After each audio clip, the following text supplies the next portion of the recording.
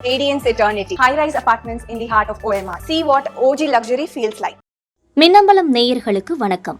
இது டிஜிட்டல் திண்ணை. நீட் எதிர்ப்பு போராட்டத்தால டெல்லி ஒரு பக்கம் தகிச்சுக்கிட்டு இருக்கு.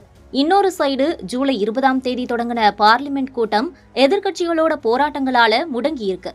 திங்கட்கிழமை 2வது வார பார்லிமெண்ட் கூட்டம் ஆரம்பிச்சாலும் அடுத்து என்ன பிரச்சனையை கிளப்புவாங்கன்னு மொழி பிதுங்கிக்கிட்டு நிக்குது பாஜக.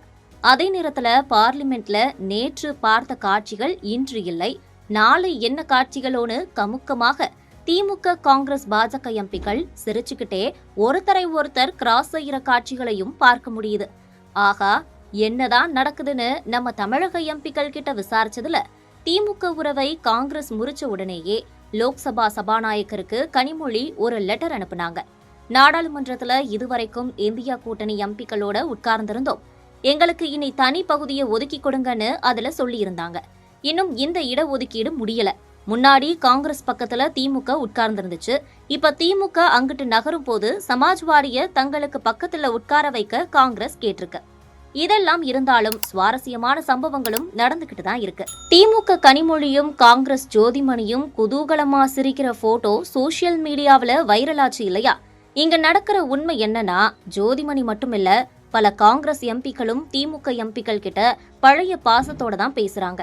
அப்ப பேசும்போது, நாங்க எல்லாம் திமுகவால ஜெயிச்சவங்க தான், எங்க தலைமை தான் இப்படி ஒரு முடிவை எடுத்துருச்சு, திமுக உறவை ஹைகமாண்ட் முறிச்சதுல எங்களுக்கு எல்லாம் ரொம்பவே வருத்தம் தான்னு ஓப்பனாகவே சொல்றாங்க.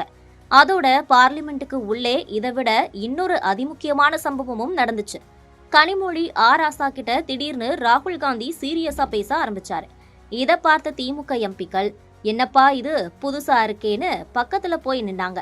அப்ப இந்தியா கூட்டணி கூட்டத்துல ஏன் நீங்க கலந்துக்கிறது இல்ல, இந்தியா கூட்டணி கூட்டத்துல வந்து கலந்துக்கங்க, பொலிட்டிக்கல் சிச்சுவேஷன் அப்படியே இருக்காது இல்லையா, மாறிக்கிட்டு தானே இருக்கும்னு சொன்னாரு ராகுல் காந்தி.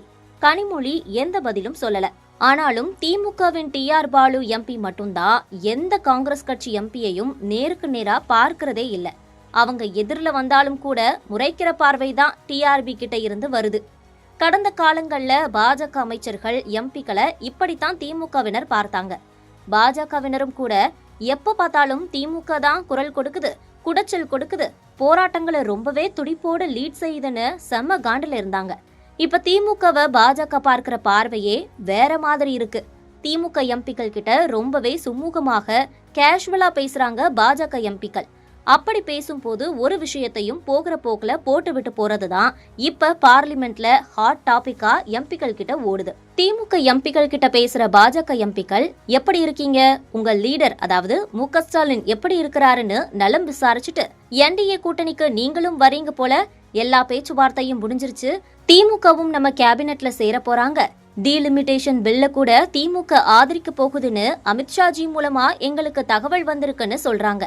என்னடா இதுன்னு ஜெர்க்காகிற திமுக எம்பிக்கள், அப்படி எதுவும் இல்லையே, இப்ப கூட நாங்க உங்களுக்கு எதிராத்தானே போராடிக்கிட்டு இருக்கிறோம். ஜந்தர் மந்தர்ல சோனம் வாங்சுக்க முதல்ல ஆராசா போய் பார்த்து ஆதரவு தெரிவிச்சாரு. அப்புறமா கனிமொழி தலைமையில எம்பிக்கள் எல்லாம் போய் நீட் போராட்டத்துக்கு சப்போர்ட் தெரிவிச்சோமே, எங்க தலைமையில இருந்து நீங்க சொல்ற மாதிரி எந்த தகவலும் எங்களுக்கு வரலையேன்னு ரிப்ளை பண்றாங்க. அதாவது அங்கிட்டு காங்கிரஸ் திமுகவை மறுபடியும் இந்தியா கூட்டணிக்குள்ள கொண்டு வர விரும்புது, இங்கிட்டு பாஜக திமுகவை தேசிய ஜனநாயக கூட்டணிக்குள்ள கொண்டு வந்தாச்சுன்னு சொல்லுதுன்னு சொல்றாங்க. இன்னைக்கு மதியம் தான் ஆளுநர் அர்லேக்கர் டெல்லிக்கு புறப்பட்டாரு. டெல்லி சோர்ஸ்ல நாம விசாரிச்சப்ப தமிழ்நாடு விஷயமா தான் அமித்ஷாவை பார்க்க அர்லேக்கர் வந்திருக்கிறாரு. புதுசா வந்திருக்கிற விஜய் கவர்மெண்ட்டை பத்தி சில விஷயங்களை அர்லேக்கர் கிட்ட டிஸ்கஷன் செய்ய இருக்கிறாரு அமித்ஷா. திமுகவோட மாஜி அமைச்சர்கள் KN நேரு, ஏவாவேலு உள்ளிட்டவங்க மேல விஜய் கவர்மெண்ட் விஜிலன்ஸ் கேஸ் போட்டிருக்காங்க இல்லையா, இன்னும் பல மாஜி மந்திரிகள் மேலையும் கேஸ் போட போறதா இருக்காங்களா. முன்னாள் அமைச்சர்கள் மேல வழக்கு பதிவு செய்ய ஆளுநர் தான் பெர்மிஷன் கொடுக்கணும். ஆனா இப்ப அப்படி பெர்மிஷன் வாங்கலையா. இந்த பெர்மிஷன் கொடுக்கிறது தொடர்பாகவும் ஆளுநர் அர்லேக்கரிடம் அமித்ஷா பேசக்கூடும்னு சொல்றாங்க.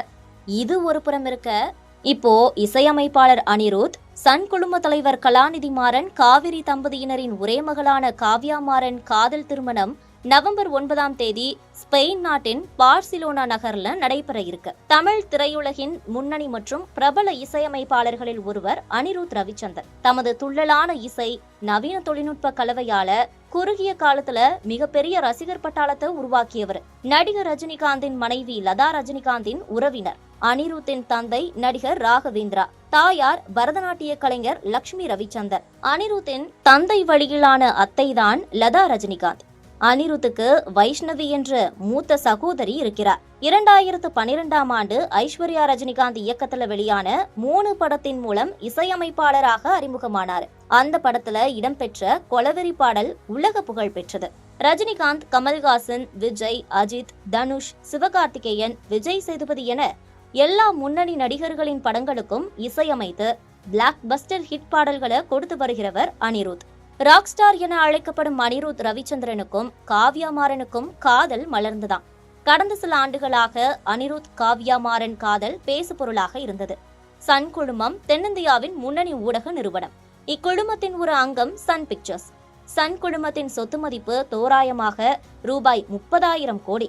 சன் குழுமத்தின் சில பிரிவுகள்ல நிர்வாக இயக்குநராக பொறுப்பு வகிக்கிறாரு காவ்யா மாறன்.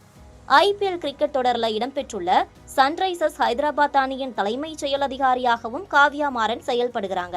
சன் குழும முதலீட்டின் கீழ் வெளிநாடுகளில் செயல்படும் T20 லீக் கிரிக்கெட் அணிகளான சன்ரைசர்ஸ், ஈஸ்டர்ன் கேப் போன்ற அணிகளின் நிர்வாக பொறுப்புகளிலையும் பங்காற்றி வருகிறாங்க காவ்யா மாறன். இந்திய இளம் தொழில் முனைவோர்கள்ல முக்கியமானவராக திகழ்பவர் காவ்யா மாறன். அனிருத் காவ்யா மாறன் காதல இரு குடும்பத்தினரும் ஏற்றிருக்கக்கூடிய நிலையில ஸ்பெயின் நாட்டின் பார்சிலோ நகர்ல நவம்பர் 9ஆம் தேதி திருமணம் நடத்துவதற்கான ஏற்பாடுகள் நடந்து வருகின்றன. இந்த திருமண நிகழ்ச்சியில திமுக தலைவரான முன்னாள் முதல்வர் மு.க. ஸ்டாலின் உள்ளிட்ட கலாநிதி மாறனின் குடும்பத்தினர் பங்கேற்க உள்ளனர். பார்சிலோனா திருமணத்தில் 100 பேருக்கு மட்டும் அழைப்பு விடுக்கப்பட்டிருக்கிறது. இதன் பின்னர் சென்னையில் திருமண வரவேற்பு நிகழ்ச்சி நடத்தவும் ஏற்பாடுகள் செய்யப்பட்டு வருகின்றன. Radiance Eternity, high-rise apartments in the heart of OMR. See what OG luxury feels like. மின்னம்பலம்.com, தமிழின் முதல் மொபைல் பத்திரிகை.